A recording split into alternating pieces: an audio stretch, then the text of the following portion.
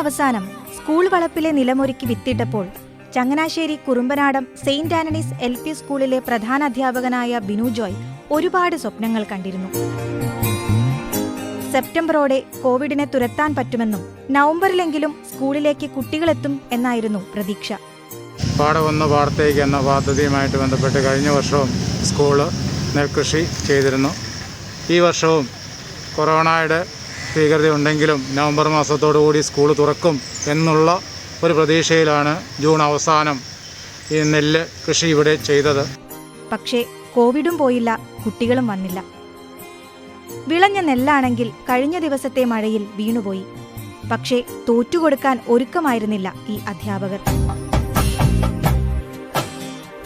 അവർ സ്കൂളിലെത്തി ഒത്തുചേർന്ന് ആ നെല്ല് കൊയ്തെടുത്തു.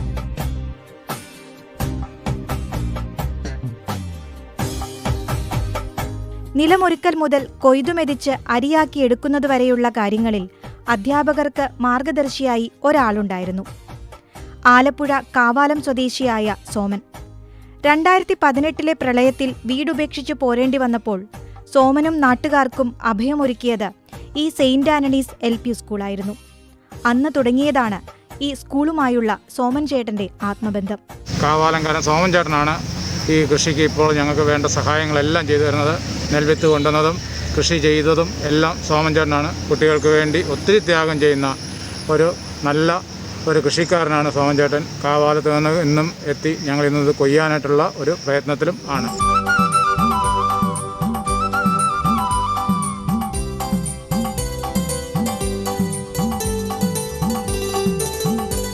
വെള്ളപ്പൊക്കത്തിന് ക്യാമ്പിൽ വന്നാണ് അവിടെ. അങ്ങനെ വന്ന് സ്കൂളിൽ പച്ചക്കറി ഇടുകയും പിന്നെ പണികൾ ചെയ്യുകയും ചെയ്തുകൊണ്ടിരുന്നു. കഴിഞ്ഞ പ്രാവശ്യവും നെൽകൃഷി ചെയ്തു. അതിൽ ഗുണപ്പെട്ടില്ല. ഇത്തവണ ഞാൻ കാവാലത്തിന് വിത്ത് കൊണ്ടുവന്ന് വിതച്ചു. ഒരു 10 കിലോ നെല്ലോളം കാണും. നല്ല മഴയായത് കാരണം മുഴുവൻ അടിഞ്ഞുപോയി.